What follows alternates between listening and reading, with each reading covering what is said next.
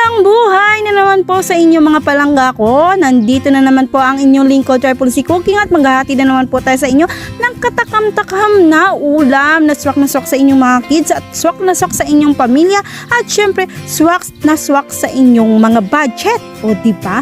Ang ulam na ito ay naghahalaga lamang na 85 pesos. O diba? Goods ng umagahan at tanghalian. Ayan, ang ating recipe for today ay Shanghai meatball soup. O diba, kakaiba talaga namang. Interesting ang lasa nito mga palangga. Kaya kung gusto nyo pong matikman at gusto nyo pong itry ang recipe nito, aba naman, ano pa bang inaantay mo? Hindi pumunta ka na sa aking mga long video and then mag-watch ka ng aking mga ulam uploads. Ayan, tipid tips, diba?